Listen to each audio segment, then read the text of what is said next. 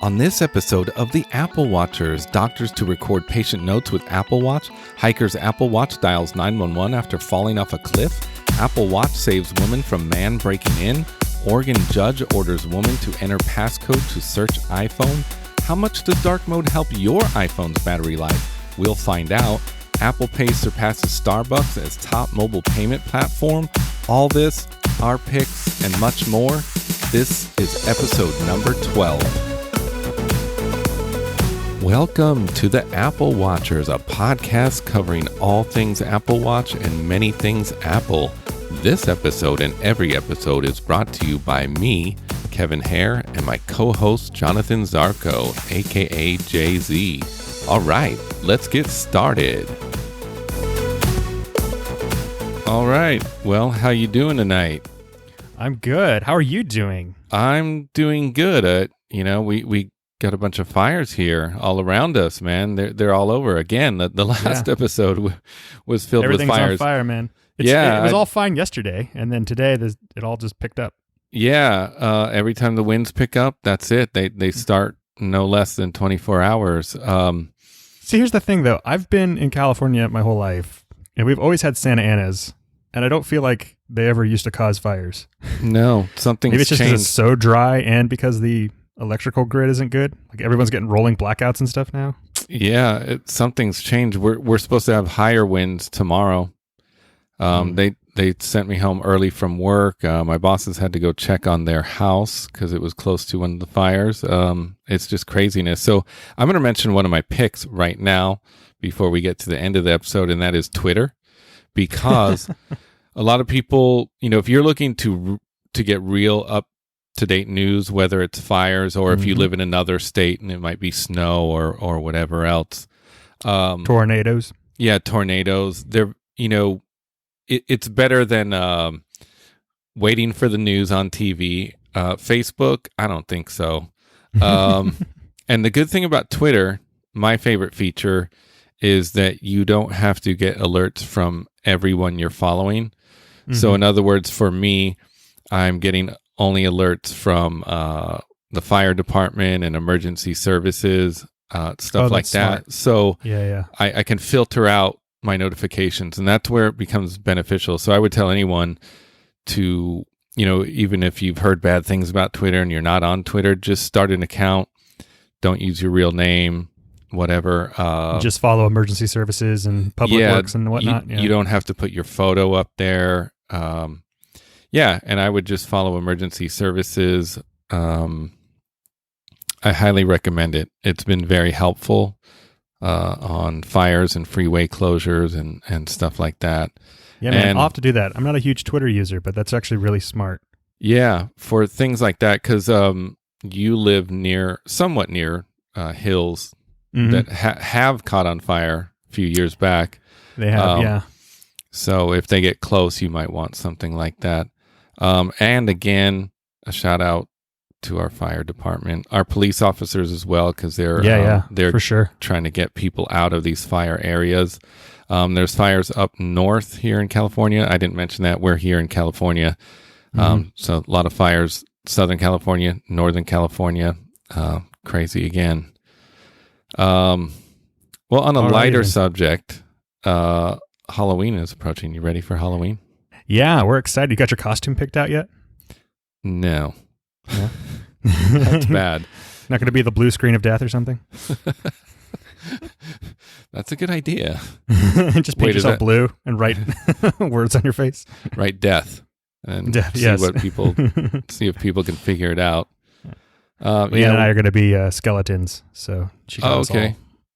This year it's like an easy costume. You just put on the little shirt and gloves and paint your face a little bit. So yeah, really cool.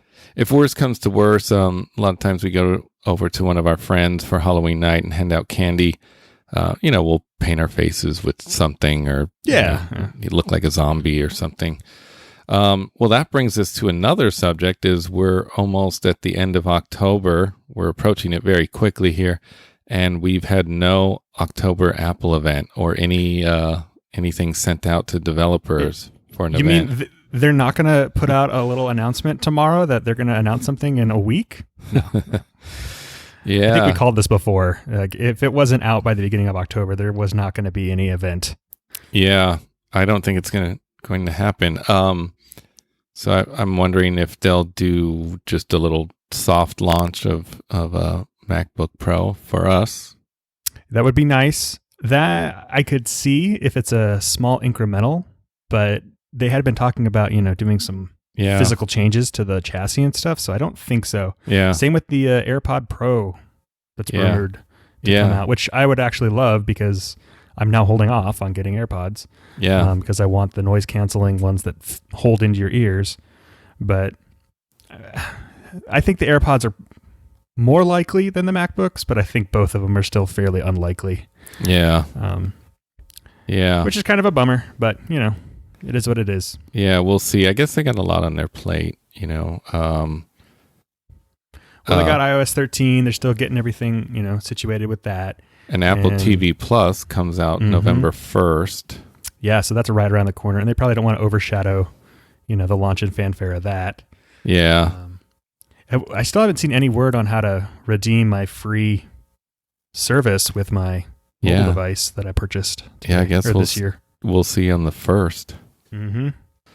But well, why don't we go ahead and start with some Apple Watch stories and news? Well, speaking of zombies and being dead and skeletons, California doctors to record patient visit notes with Apple Watch. This is coming to us from Apple Insider. So clinics in California are to utilize an Apple Watch system that'll let them dictate their notes after a visit, and then have that transcription plus relevant health data automatically appended to a patient's medical records. A new service for doctors from, I'm going to butcher this, Atlas, is to have them wear Apple Watches during patient visits and then use the technology to drastically cut the time needed for writing up their notes. The system, a platform developed in conjunction with the Notable Health and Blue Shield of California, uses machine learning to automate parts of the process. So that's probably to find out, okay, they've set a diagnosis and now it's going into action items or something, and it sparses that out based off of machine learning, which would be really cool. It says, our goal is to help physicians seamlessly leverage technology to improve the health and well-being of their patients, said Jeff Bellett, MD, president and CEO of Atlas, all while reducing the administrative hassle and enhancing their professional gratification. So it's basically just, instead of typing out the notes, which I don't know about you, but I've recently, when I've been going to the doctor, as he's talking to me, he's writing notes into a computer. Yeah, I've had one of my doctors do that and then push me out within 15 minutes. And so, they're just, it was kind of silly. They're just sitting there typing and then, okay, we're done. Yeah. You're really? Cool, but wouldn't I have something else? Yeah. So this looks great because instead of typing notes, it kind of translates it or, turns it in. I'm wondering, though, if this could be used in conjunction with like an AirPod so that the doctor can instead just talk to you and it's recording and transcribing instead of them lifting their wrist and talking into their wrist while they're talking to you. That I think is like the next step, if it's not already doing that. But it is cool to be able to get those notes captured down and kind of automate the process so they are able to spend more time with the patients and potentially see more patients because they're not doing all the administrative stuff. Yeah. And not forgetting. That's the other thing too, is I always feel bad. I always go into the doctor with a laundry list because I don't want to go to the doctor.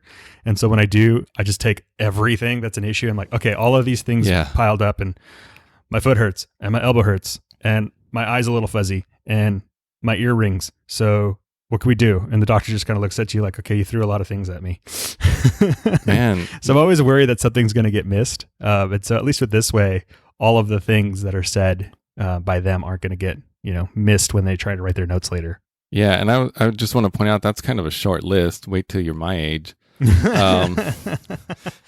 Now, is that because you forget and you just keep repeating yourself? You're like, my eye hurts and my leg hurts and my ear is ringing. Oh, and my eye hurts and my leg hurts and my ear is ringing. Oh man, that's good. Yeah, I wonder if this actually works pretty well even without AirPods, because I can't remember if I tried this with you, but just Oh no, that's right. like Yeah, we making did. a call, and Mhm. I had the watch near my waist, but I think you said it sounded normal. So I Yeah. wonder if the watch is actually, the microphone's strong enough to pick up the words correctly.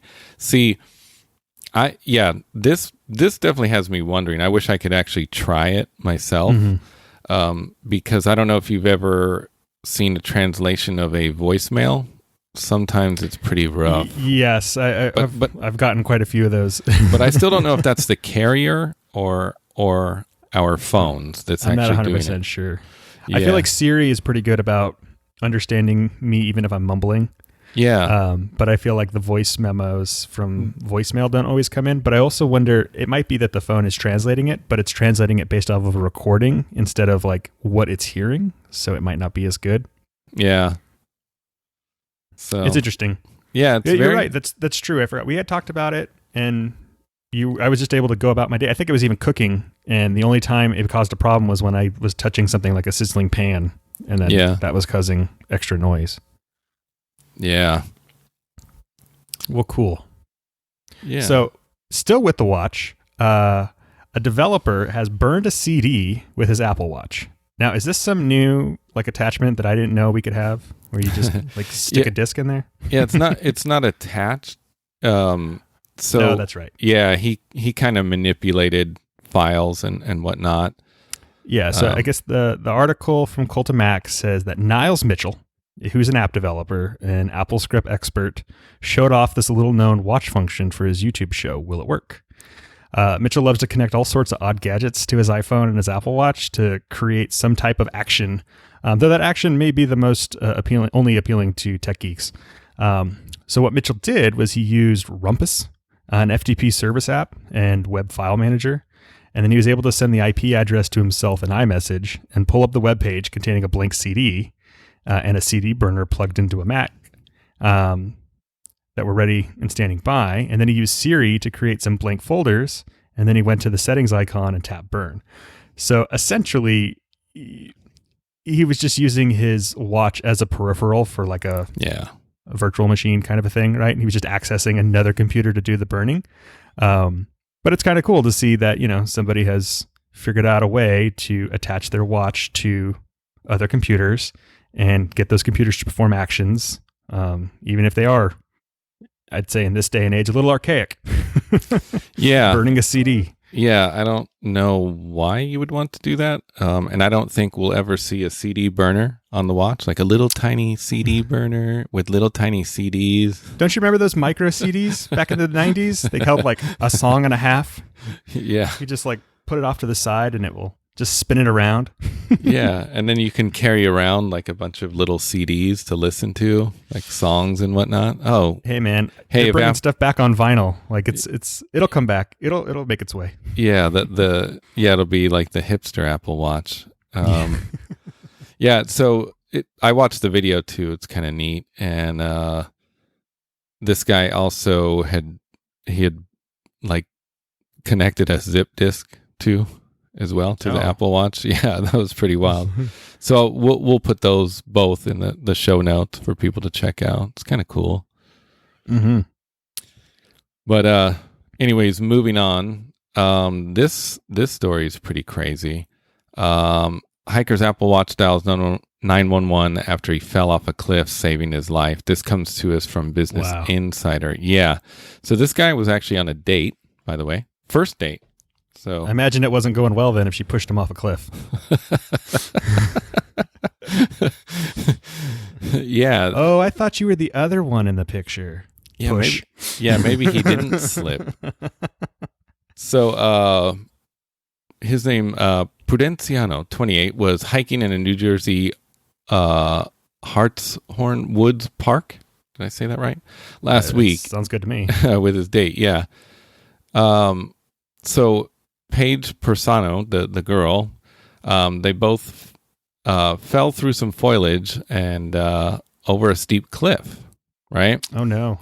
Yeah. So it was after sunset. It was difficult to see. He and Persaro attempted to venture off the trail by sliding down what they believe was a short cliff. They quickly realized, however, that they were sliding towards a drop off into the Navasink River. So their shortcut turned into a much shorter shortcut than they expected. Yeah. Like, I think we can get down the mountain faster if we slide down the edge of this. Like, oh yeah, you will, because it's a cliff. Yeah, that actually happens a lot. We were actually out in a hiking in the San Bernardino Mountains, and some people were trying to go down quicker and ended up on, cliffs, and we're stuck, because then you can't hike back up when it's like really super steep. Yeah. More of the story, stay on the trail. Yeah, stay on the trail. If you have an Apple Watch Series 5, you have a compass now, stay on the trail. Take your belt off. So, magnetic band. Yeah, so he says we got to the bottom, and that's when it was life or death. I looked down and noticed it was a straight drop to rocks and water. Persuo. Just call her Paige. Yeah, Paige. Yeah. Let me do that since I can't pronounce words tonight. Yeah. Paige fell into the river and wasn't seriously injured, but Prudenciano landed on a rock, suffering 3 fractures to his back. He says, I was screaming that I'm going to die because I fell. I really felt like I was going to die.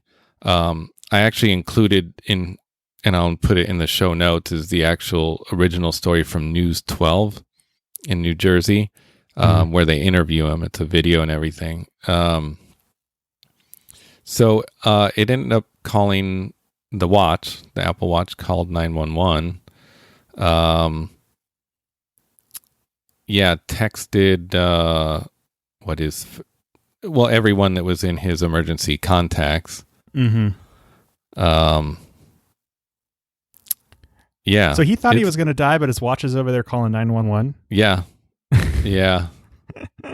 These stories, they never really get old. Trying to think if I'm leaving anything out of this story. So I wonder, he fell, he's freaking out thinking he's going to die. And then his watch had the heart detection, so it called 911. Well, it was the fall detection. Sorry, I left the most important part out. It was actually the fall detection that notified 911. Yeah. Or you said heart detection. But sorry. Yeah. It's the hard fall detection. So he falls, it detects that he took a hard fall. Yeah. He didn't touch it to say I'm fine. So it ends up calling 911. I guess he had a LTE version, or was his phone still connected?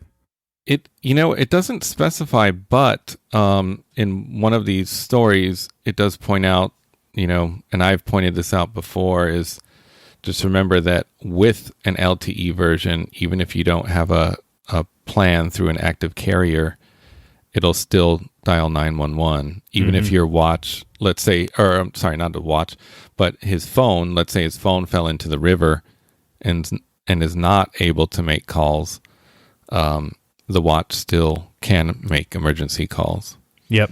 Yeah. So even if you don't have it connected, because it's automatically able to connect for emergency services. So yes, even if your phone is long gone or died. So another crazy story of an Apple Watch saving someone. That sounds very painful. Yeah, falling off a cliff. She ends up in the water and he ends up on the rocks. Yeah, with 3 fractures in his back. Oh. So, ouch. Man. Ouch. So this next story, now we've never had to make a warning like this, but this one does require a little warning. Story contains subject and description that may not be suitable for kids. It's a little graphic.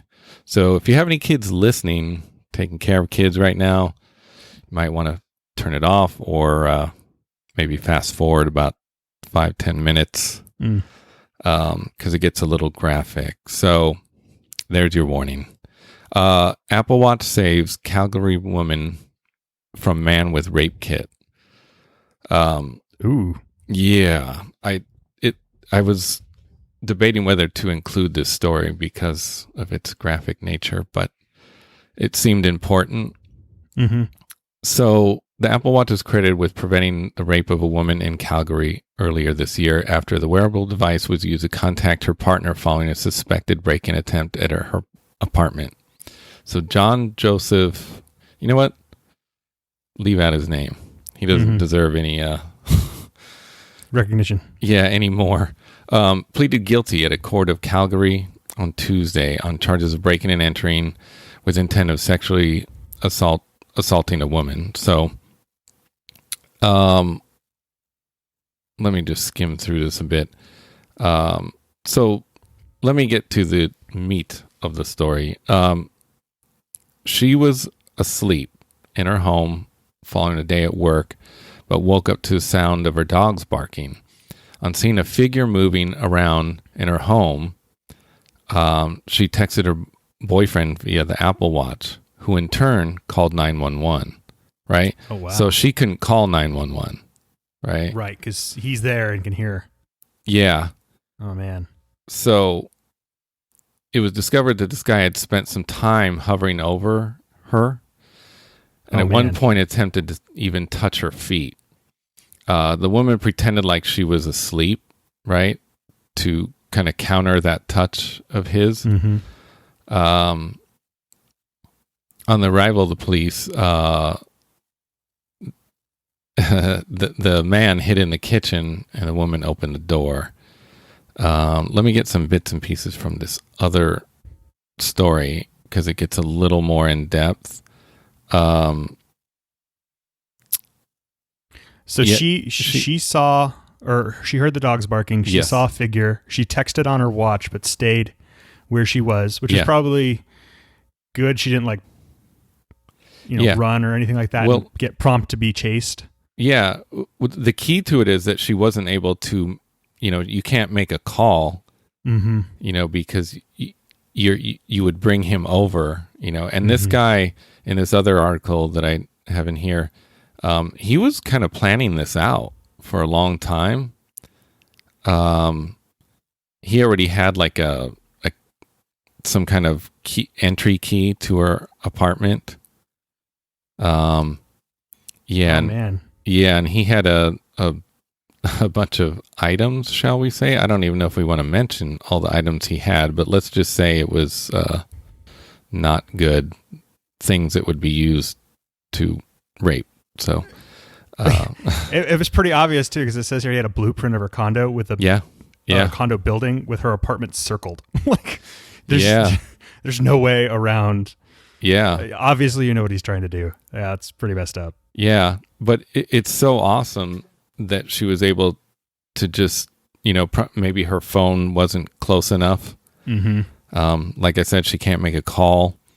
So just to text her boyfriend, someone's in the apartment, and he called 911. I mean, to think... Thankfully, the police were able to respond so quickly, too. Yeah.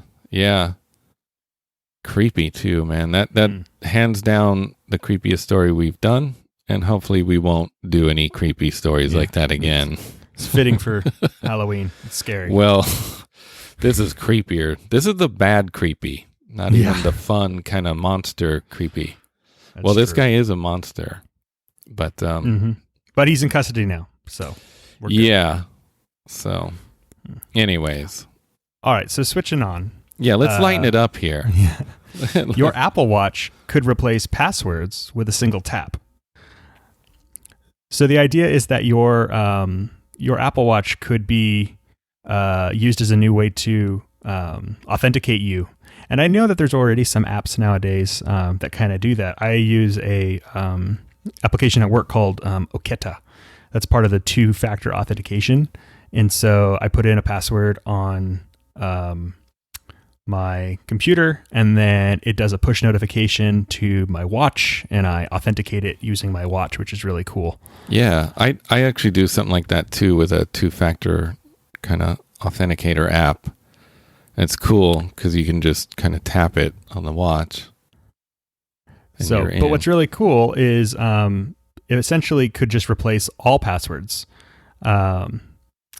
The theory is that, like with a combination of password managers and Face ID and Touch ID, we should be able to authenticate who you are based off of your watch. And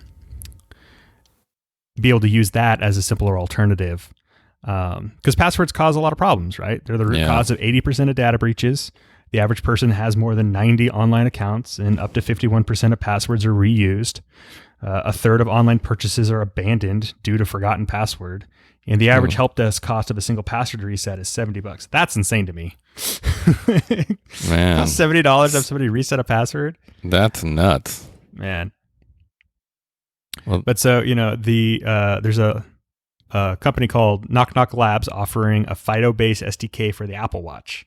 And so they're saying, we allow smartwatch apps to strongly and conveniently authenticate to backend services. No need for the user to enter passwords or one-time passcodes. This will allow you to see your account balance, stock portfolio, and make sure others can't. So with the Knock Knock app SDK for smartwatch, our customers are able to standardize on next-generation authentication across all digital channels, including smartwatches. Smartwatches can have a strong device-bound credential that doesn't need frequent renewal and server-side infrastructure and can be standardized to support industry standards, including FIDO next-generation authentication across all digital channels. So kind of like how when you put your watch on and then you look at your phone and it unlocks your watch. Imagine now, because you have put on the watch and it's authenticated that it knows it's you, when you go to log in on a computer or something, if this SDK is being used, your Apple Watch is connected to the computer or is linked to the computer via Wi-Fi. And so your computer is now able to be authenticated based off of the watch. And boom, you're logged in automatically to your website, banking apps, whatever, right? Whatever's using this authentication system.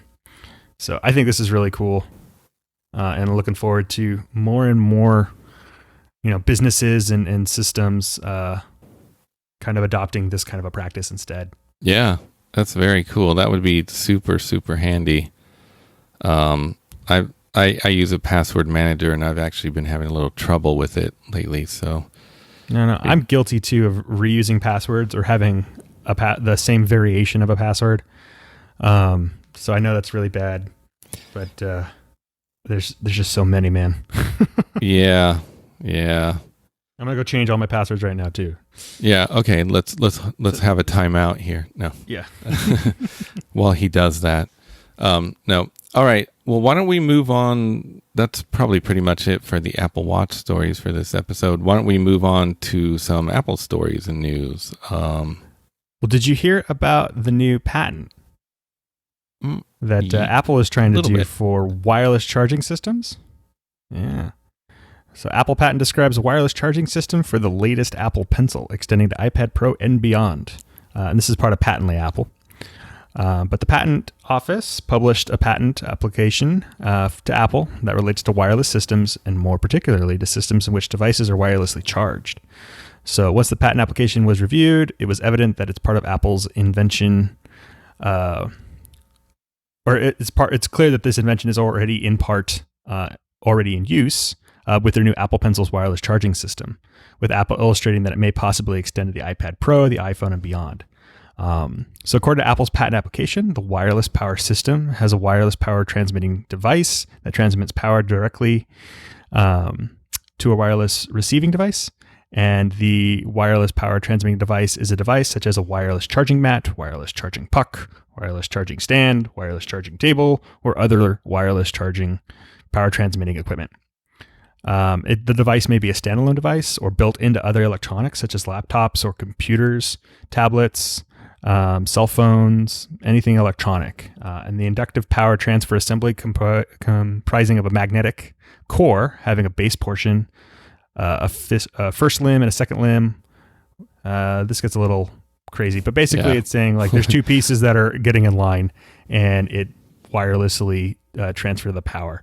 So it's similar to how, and potentially using magnets, similar how to charge your Apple Watch, how there's a little magnet you got to put your watch on and it kind of pops in place. Imagine if you had your MacBook or MacBook Pro open, and in that extra space on the right and left hand side of the keyboards, you could put your phone, and all of a sudden, bloop, starts charging.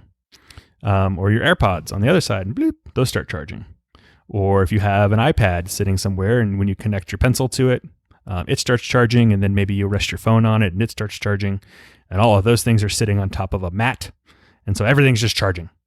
This is the future I want to live in. I hate all the wires. And so wireless power is my jam. It is my future dream. This sounds like the Apple Power Mat. I don't bring it up, man. Don't bring. Oh wait, I didn't say anything. I'll delete that out. I'll cut that out.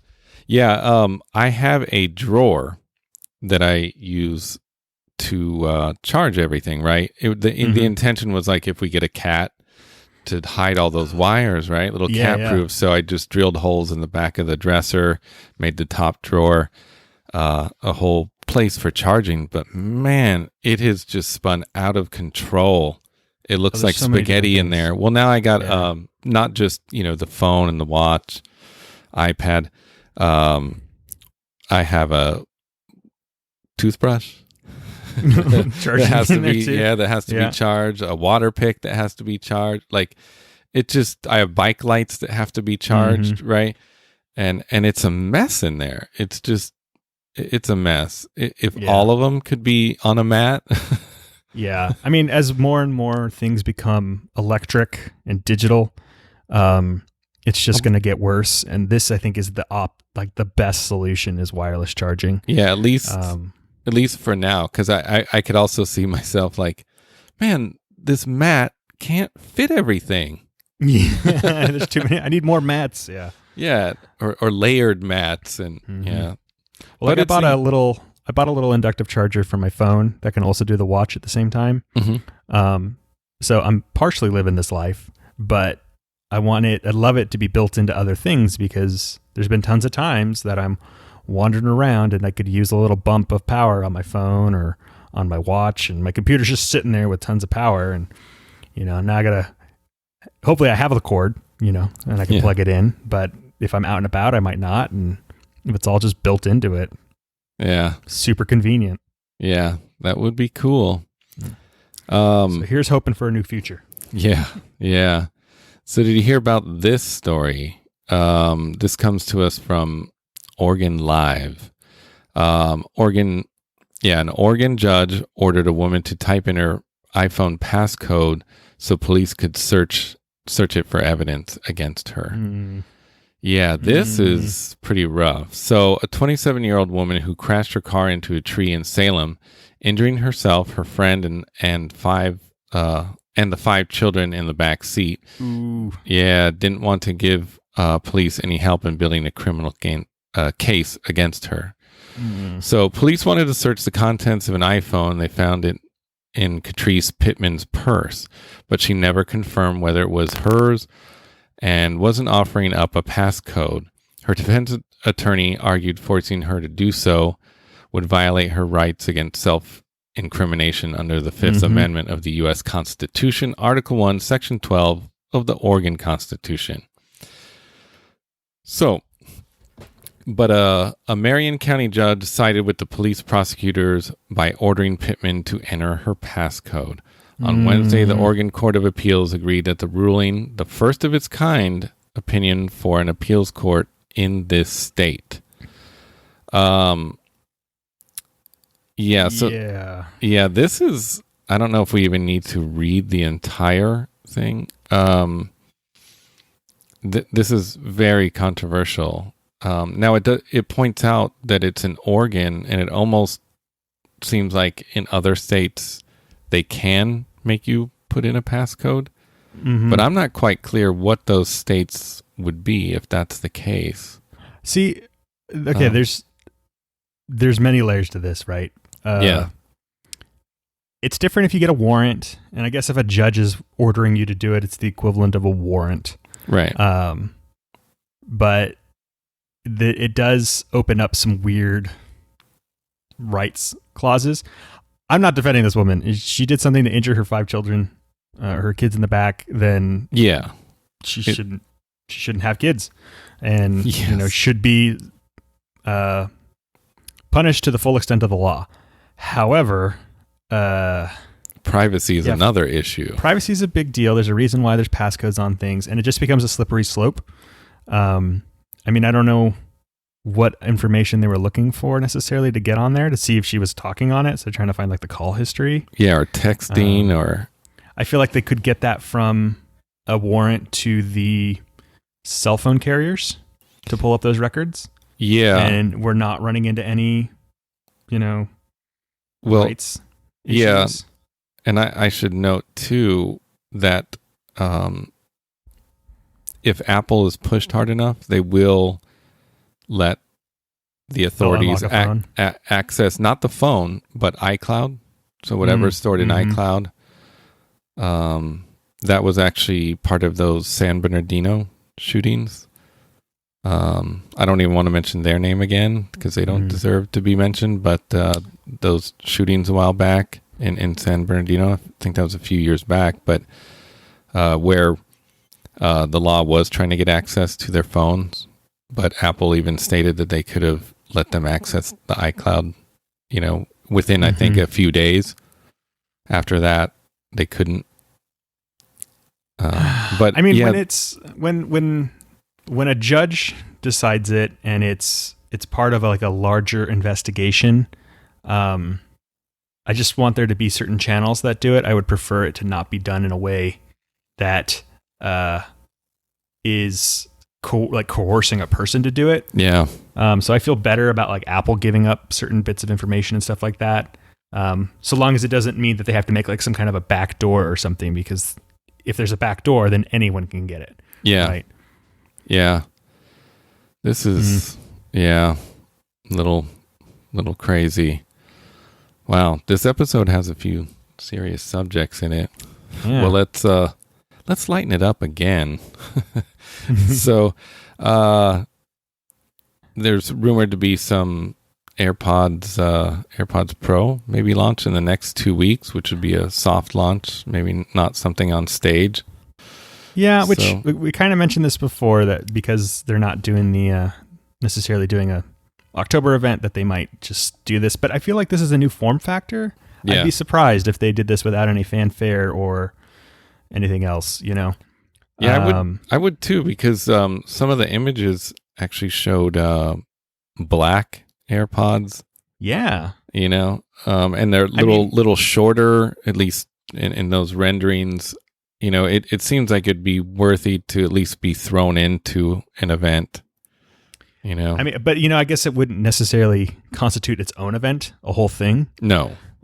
So maybe they do, and they just do a giant media blitz with it, and they're like, "Hey guys, by the way, silently, boom, new AirPods." The only way they could have their own event is if they had glasses attached to them. Yeah. Yeah. So that would be worthy of an event. It'd be a cool little Christmas present, I think, to me. Or maybe they somehow do it off of the coattails of the new Apple TV Plus deal, and they're like, okay, it's live. Also, by the way, as soon as you sign in, it's like, have you seen new AirPods Pro? And maybe that's a way to kind of gauge, look, this could become the new de facto, meaning Apple TV, the new de facto platform for launching new products.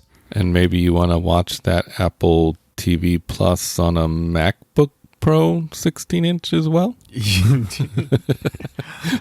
I would be shocked. Absolutely shocked. They just throw that in there too. Or maybe, so it's the first, right? And it's they launch it and they go, in case you haven't purchased it or you don't want to pay the monthly subscription, we got this new product, the AirPods Pro, that you can buy and get a year free. And maybe they do something like that. Look, what better way to watch Apple TV Plus on a new MacBook Pro with your new AirPod Pros? Yeah. What better way? I agree. One could hope. But I would really love it. I would like to have new AirPods that hold into my ears. That'll be good for bike riding before the holidays. So I would love it, but I'm not holding my breath. You hear that, Santa Cook? Yeah. Come on, Santa Cook. Get your Johnny Ives elves. Oh, he's not even there anymore. Oh man. Yeah. Oh. Why you gotta be sad? Come on. Now we brought the show down again. Okay, well, we'll bring it back up. We'll bring it back. So it's a PSA. Apple warns older iPhones may fail if not updated before November 3rd. This is from iDrop News. So Apple's warning users that some of the most important system functions and many third-party apps on older iPhones and iPad models will stop working on November 3rd unless they update their devices. So warning to anybody who has, some older grandfather devices. It's because there's a GPS rollover bug that was reported on earlier this year. And essentially it's happening because the GPS network timestamps its data in a way that only reaches 1,023 weeks before rolling back to zero. It's like, yeah, that seems fine. Just put an arbitrary number of weeks and then have it go to zero. The rollback affected a number of GPS devices on April 6th, but now Apple is warning users the same issue will impact some iPhones and iPads right before midnight GMT on November 3rd. It's especially important to update your device's software before November 3rd to make sure its GPS date and time continue to work properly, Apple wrote in the support page. Although this does give you a great excuse on November 4th to come into work like way late. My alarms didn't go off. The issue will cause certain iPhones and iPad models introduced in 2012 and earlier to lose GPS function. And then I couldn't get to work. I couldn't get directions. I forgot I went backwards. I don't even know what happened. I forgot where work was located. But you've been working here for 5 years. Well, my memory's going. Yeah. And and now I don't have GPS. So in addition to losing the ability to geolocate via GPS, those iPhones and iPad models could also be set to incorrect times, which will cause problems with fetching email and syncing to iCloud. Third-party apps that rely on GPS for correct time settings could also break on that date. So thankfully, only certain iPads and iPhone models are affected. Yeah. So for example, only cellular-enabled iPads are impacted. So if you have a Wi-Fi like me, you're good. And it's older iPad. It's only a few of the old ones. Yeah. Okay, so I'm gonna tell you guys exactly which devices it is. So the full list of devices include an iPhone 5, the iPad 4th Gen, an iPhone 4S, an iPad Mini, the first generation, the iPad 2, the CDMA models only. I'm not sure what that is. And the iPad 3rd Gen. And the iPad the iPhone 5 and the 4th Gen iPad will need to be updated to iOS 10.3.4. The rest of the devices will need to be updated to iOS 9.3 to avoid the bug. So if your device is already above iOS 10, you're okay. And or if you bought it after 2012, you're fine. Yeah, and that iPad 2, the CDMA, that's the cellular version. Oh, okay. So just the cellular version. Yeah. Cool. So if you have those devices, get that update going. Otherwise it's going to be trouble for you. Yeah. I don't understand why it doesn't work anymore. Yeah.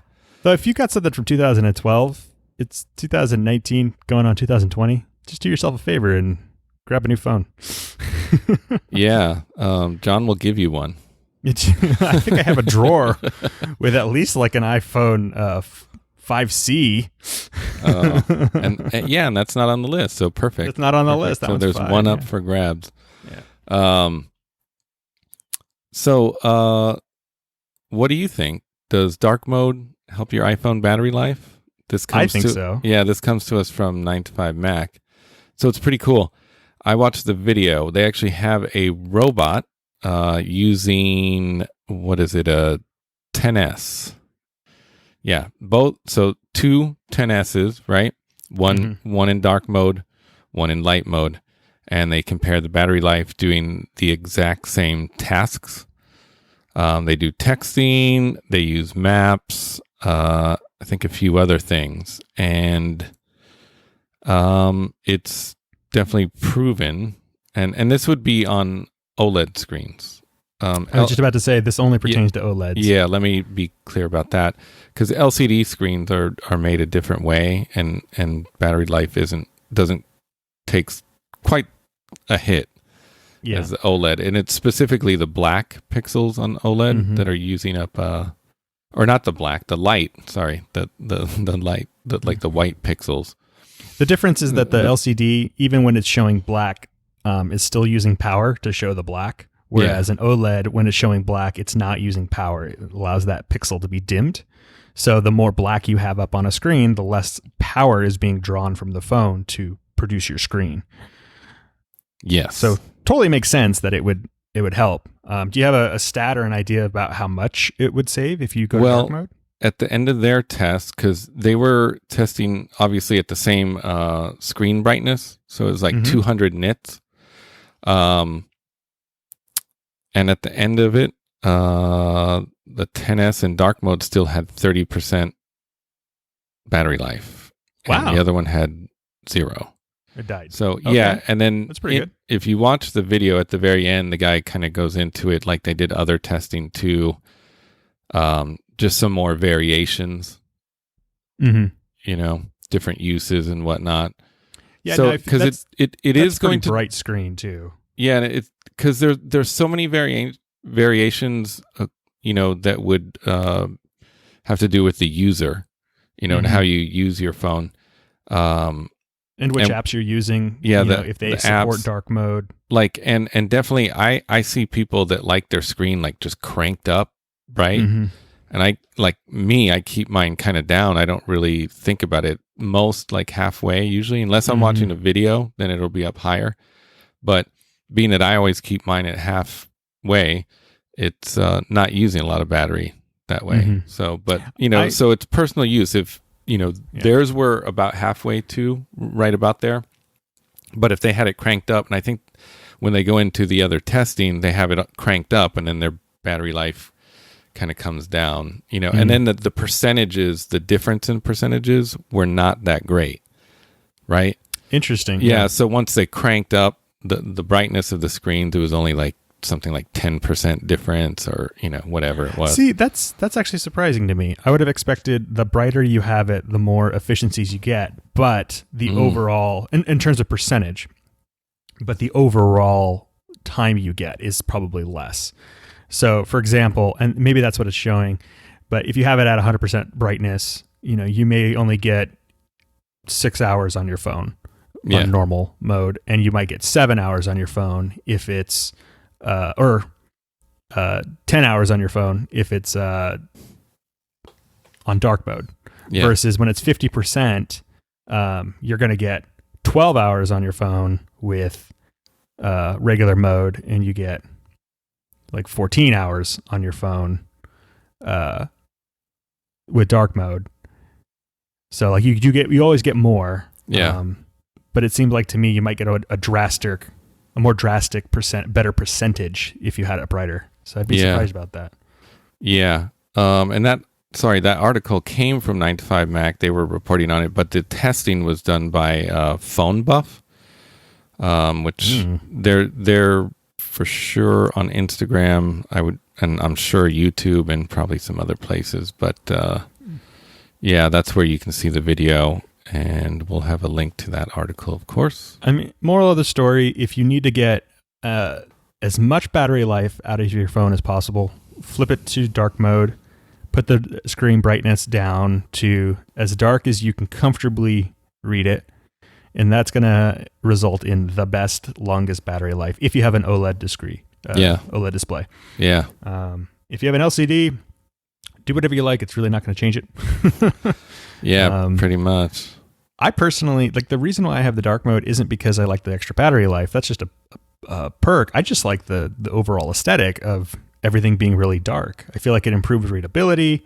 I like to have my screen be a little bit brighter, but I don't like the brightness of it, so to speak. So having it in dark mode allows me to have a higher contrast without broadcasting a bunch of light in the room, which is particularly nice when it's a little darker. So to each their own.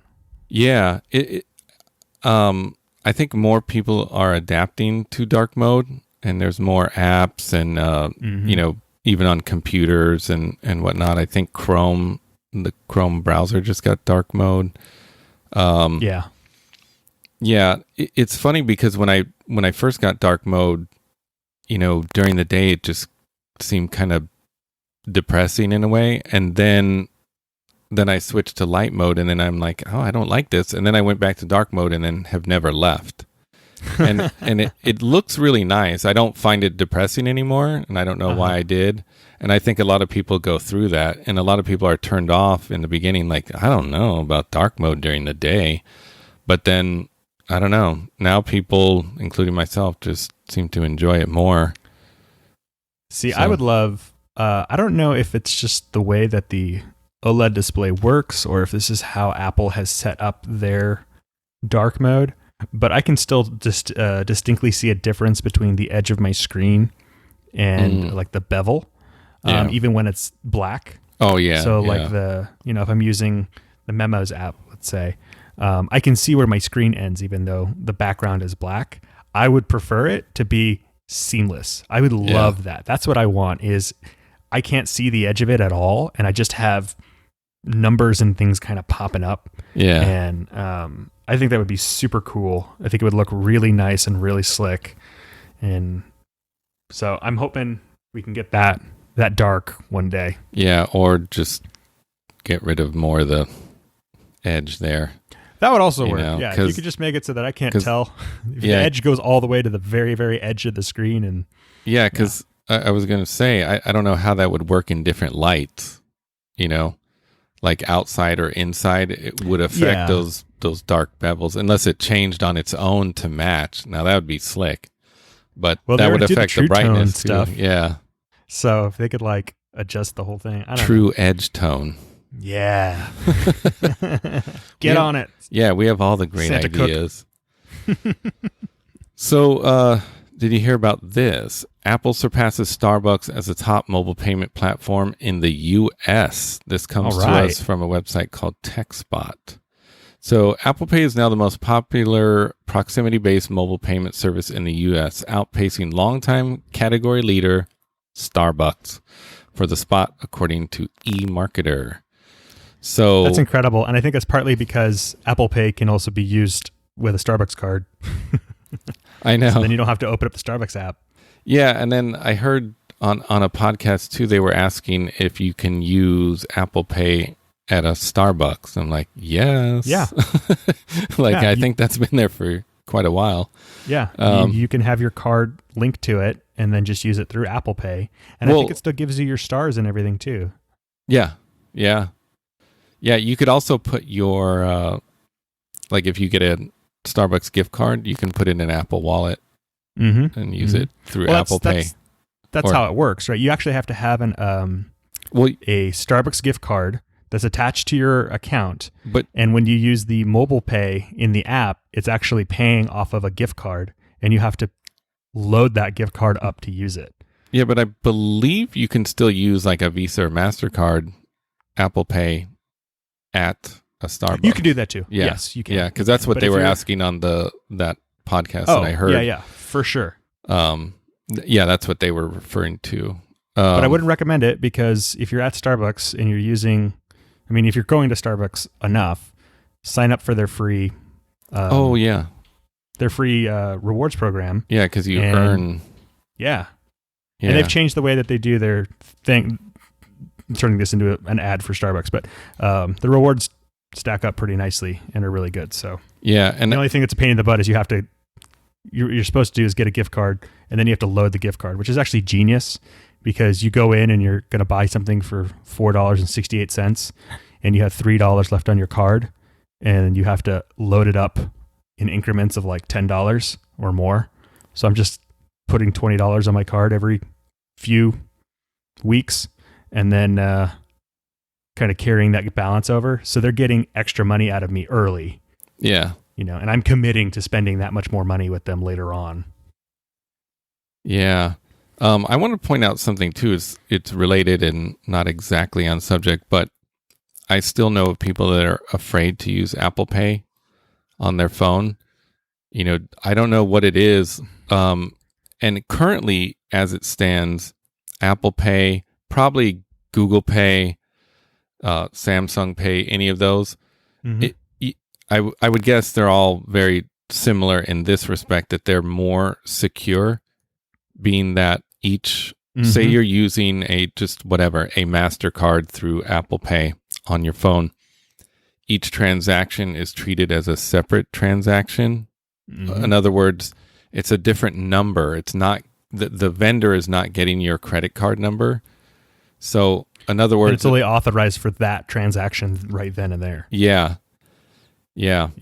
So I don't know Yeah, why. you're not subject to like phishing scams where they copy your number and then can make a card. Yeah. You're also not subject to people who have like readers that are. This is a thing that people were freaking out about, but it's really not happening that big of a deal. But it could potentially happen that somebody has a scanner and can like scan your wallet and get the information off of the chips in your cards. Yeah. They got to be like right on you. Yeah. What is more common, and I've been a victim of fraud using my ATM card, apparently at gas stations. Yep. So I've had that happened before too. There, more and more gas stations are taking Apple Pay or proximity payments. Yeah, it like whenever I'm at a gas station, I use Apple Pay, and Same. some of them are even taking it at the pump now, and that's really handy. On when I'm on my motorcycle. Instead of trying to even get to my phone, I just use my watch. Oh, yeah. Oh, it's the best. It's super quick. I mean, I don't even have to reach into my pocket. I'm just like, ready to go, pump the gas, and I'm out. I do it at work because our commissary has fairly long lines, but they take Apple Pay. And so I don't, a lot of times too, I'll be walking around from a meeting or something, and I do what I call deswagging when I get to work and when I get home, which is I take everything out of my pockets because I carry a lot of stuff on me, keys, headphones, inhaler, wallet, things like that. And so when I get to my desk, I just throw everything in my drawer, including my wallet. And so a lot of times I'll be out and about and it'll be lunchtime. I'll go down to the commissary and I don't have my wallet on me, but I have my phone and I have my watch, and it's much faster than the other people who are bumbling around and fumbling with change and everything else. I literally interact with the cashier. Like, they know me now. As soon as they see me, they just set it up for Apple Pay. Boom. I think I interact with them all of 25 seconds. Yeah. And I'm moving on, I will say this too, since I've tried to use Apple Pay as much as possible, I haven't had a card compromised since. Oh, and that's good. Maybe it's a coincidence, but it hasn't happened since. And I will never use a regular credit card at a gas station again. Yeah. If I can avoid it, I do too. The other thing is, just from a convenience standpoint, like, I typically have my phone in my hand, or in my case, I have a watch on. Yeah. To not have to reach into my wallet and pull out the card and do the thing.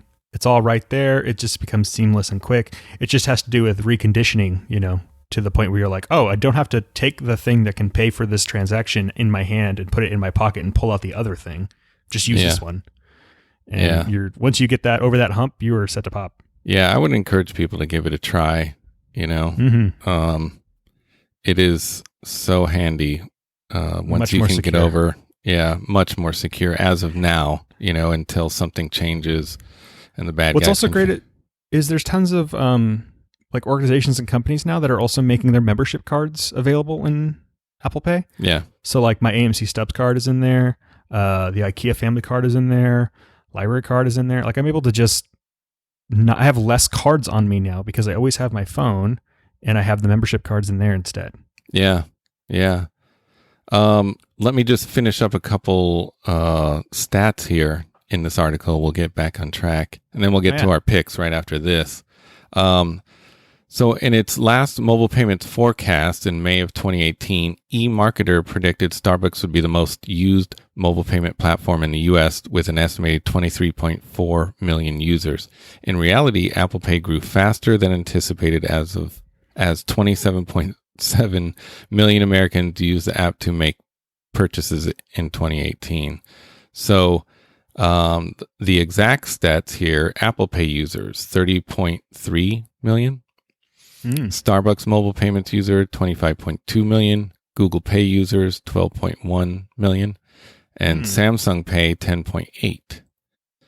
So, and it looks like they're expecting it to go up even higher. Like I was saying, as more and more organizations put their membership cards in there, yeah, I could definitely see it. I mean, think of it too. It also works for your boarding passes on planes, movie tickets, museum tickets, stuff like that.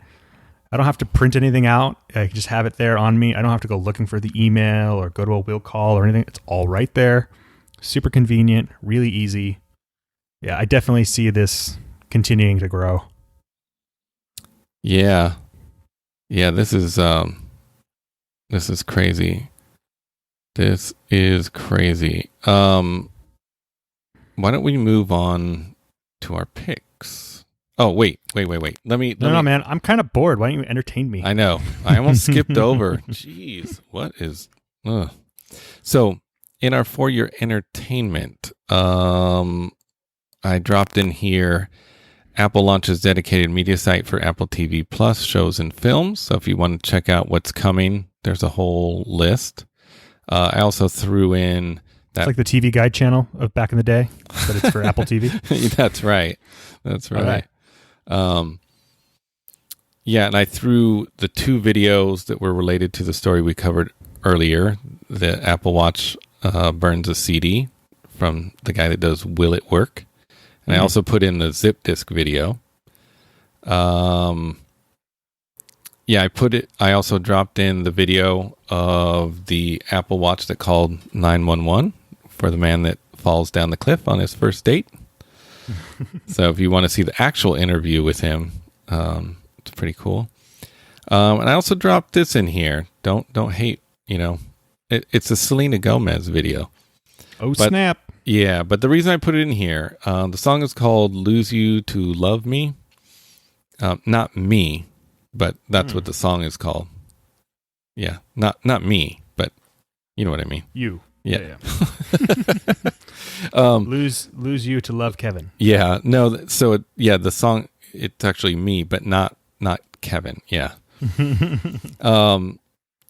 So the reason I dropped it in here is it's part of a shot on iPhone campaign video. So the whole video, cool. The whole video was shot on an iPhone 11 Pro. So it's pretty, it's pretty cool. Mm-hmm. I watched it just to see. It looks pretty good, pretty darn good. Yeah, I think we're going to start seeing more and more short films, small films. Yeah, there's been a few films actually that were shot on iPhones. Mm-hmm. It's getting close. Super cool. Yeah, so check those out. They're worth checking out. Now, why don't we move on to our picks? Why don't you go first? Okay. So my pick is for all of you guys who like to travel and only speak English or only speak one language. My pick is called iTranslate Converse, and it's actually a watch app. It is a voice translation app, and it actually works really well. It's for the watch. It has just a little button that you tap on, and you talk into it, and it then takes what you said and translates it, and it speaks it out. And the voice is a little bit robotic, but it also types it out. So if you were traveling somewhere, you would be able to talk into it, get the translation, and then show whoever you're trying to communicate with. It's very similar to like Google Translate app on the phone, but it's on your watch and it's super easy. It does curse words. We checked just for you guys. Perfect. So you can talk like you normally do. Maybe you're a sailor and talk like a sailor. It totally works. But so yeah, it does it really quickly. It takes just a matter of seconds. The UI on it is very simple. The interface itself is very intuitive, and it also has a lot of different languages on it. So it's got Spanish, French, German, Arabic, Italian, Chinese, Catalan, Danish, Dutch, Finnish, German, Greek, Hebrew, Hindi, Japanese, Korean, so many more. I'm not going to list them all. So yeah, check it out. It's on the App Store. It's called iTranslate Converse, and I recommend it. And it was free. Can't beat that. Cool. And of course, we'll put a link in the show notes to that. Yeah. All right. Well, my pick is me getting in the Halloween spirit here with an app called Creepypasta. Ooh, it's making me hungry. Creepypasta, addicting text stories. So this is kind of a time waster, essentially. What's a creepypasta, man? Yeah, I don't know where they get the name from, to be honest. But it's for real? I actually know this. Yeah, that's actually the name. And their internet. I actually know this, Kevin. Why it's called creepypasta? Oh, you do? It's internet slang. It's a internet slang for scary stories. But the idea is it's a play off of copy paste. And so it's creepypasta, and because a lot of things on the internet are shared, and it's a copy paste of the shared scary story. Okay.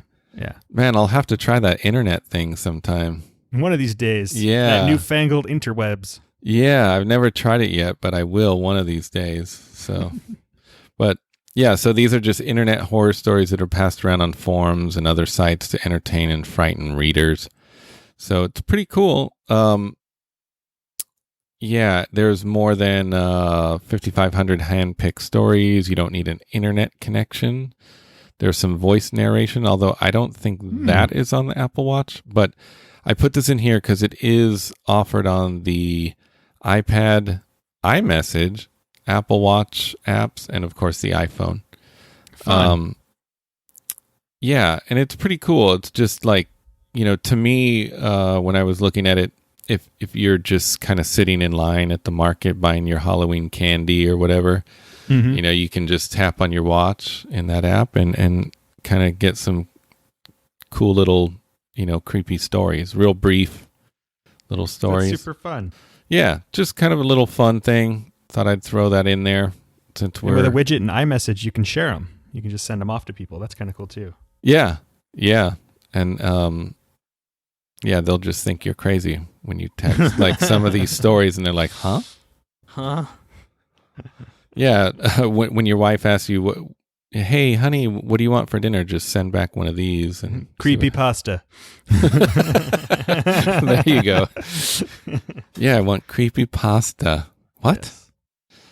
So, cool. So, yeah. And this one is free. So, nothing to lose there. It does have some in-app purchases, but I think you get those quite are even scarier. Yeah. So I think, or it's the grated cheese add-on for the creepypasta. Yeah. Costs extra. Yeah. So very cool stuff. I would recommend checking that out if you want. It says dark mode ready, perfect for Halloween too. That's right.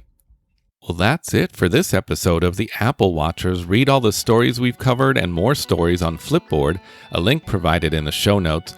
Reach out to us on Twitter @WatchersTweet if you have any suggestions or stories you'd like us to cover. We're available on Apple Podcasts, Spotify, Google Podcasts, Stitcher, TuneIn Radio, Overcast, or wherever you get your podcasts. Ask your smart speaker to play the Apple Watchers podcast. Please subscribe and rate us wherever you listen. And thank you for listening. Until the next episode, I hope the only complications in your life are the ones on the face of your Apple Watch.